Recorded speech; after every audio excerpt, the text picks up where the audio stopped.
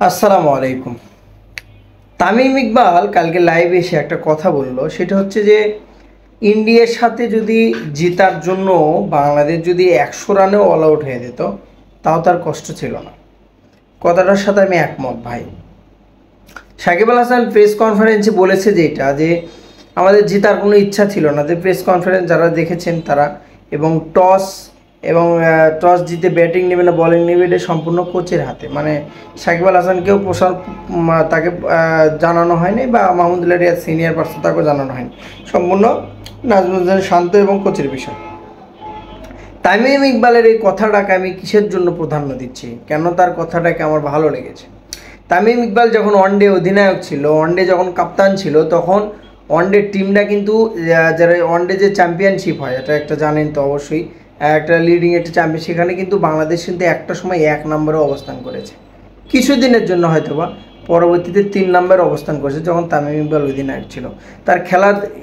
তার অধিনায়কের ধরনটা ছিল এরকম যে অ্যাগ্রেসিভ, অর্থাৎ যদি 300 রান চেজ করতে আমি নামি, তো আমার মধ্যে আমার অ্যাটিটিউডটা ওই রকমই থাকতে হবে।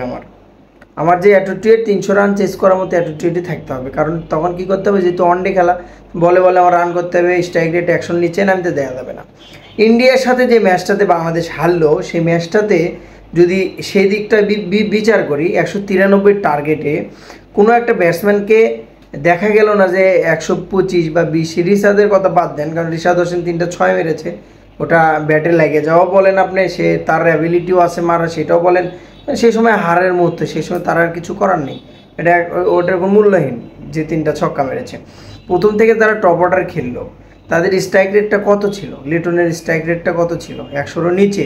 শান্তর শুধু একটু 100 চাইতে একটু উপরে, বাদ বাকি সবাই কিন্তু আউট হয়ে গেল।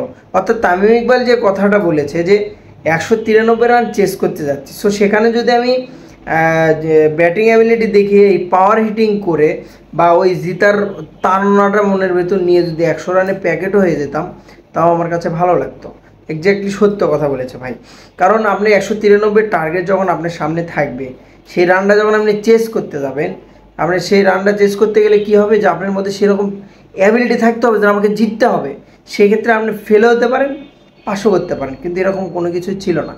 জাকির আলী বলেন, মাহমুদুল্লাহ রিয়াদ বলেন, এবং আরও যারা ছিল, নাজমুল শান্ত যে ব্যাট করেছে আহামরি খুব ভালো করেছে তা না, লিটন দাস চলে না, তহিদ হৃদয় ওরকমভাবে, সাকিব আল হাসান ওরকমভাবে, মানে দায়িত্বহীনতা, মানে তার জিতার কোনো অ্যাবিলিটি তাদের ভিতরে ছিল না, তাদের ভিতরে এরকম কোনো কিছুই ছিল না, যে জিনিসটা তামিম ইকবাল কিন্তু ধরেছে। এবং সত্য, আপনি যদি 142 রান রাতে করলেও 42 রান, দিনের বেলাও 142 রান, আর সকালে করলেও 142, মানে 142, 150 এই রান থেকে বাংলাদেশ কখনোই বের হতে পারছে না।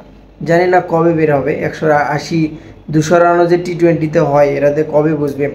আমি মনে করি যে পারভেজ হোসেন ইমনকে ওপেন করা উচিত।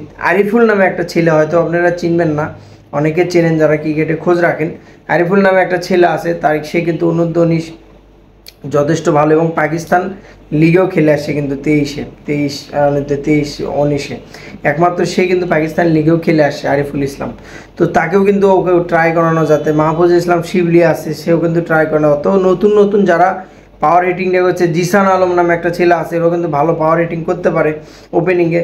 তো এদের রিপ্লেসমেন্ট বাংলাদেশে আছে, কিন্তু তাদেরকে জানে, তাদের কাছে পয়সা নেই, তারা ঘুষ দিতে পারে না, বিসিবিকে টাকা দিতে পারে না, হয়তো বা নাজমুল হোসেন শান্তর মতো ওরকমভাবে তেল দিতে পারে না, যার জন্য তারা কিন্তু চান্স পায় না। এটাই, আর কিছু না। তো সব মিলিয়ে আমি যেটা মনে করি, যে তামিম ইকবালের কথাটা একমত, যে খেলার অ্যাটিটিউড যদি আপনার ওরকম না হয়, খেলার অ্যাটিটিউডটা যদি রনি তালুকদার যদিও দলে নাই এখন, তারপরেও তার ব্যাটিংটা আমার ভালো লাগতো। কেন জানেন, সে এসেই পাওয়ার হিটিং করতো, 6 বলে লাগলে 12, না লাগলে আউট হয়ে যেত। ওই 22 বল খেলে 16 রান করার ব্যাটসম্যান টি20 চলে না। এটা টি20কে মানে মানে এক প্রকারে টি20কে ধর্ষণ করা হয়, এটাকে বলা হয়। তো সেদিক থেকে আমি মনে করি তামিম ইকবালের কথাটা আমার কাছে খুবই ভালো লেগেছে। ভালো থাকবেন।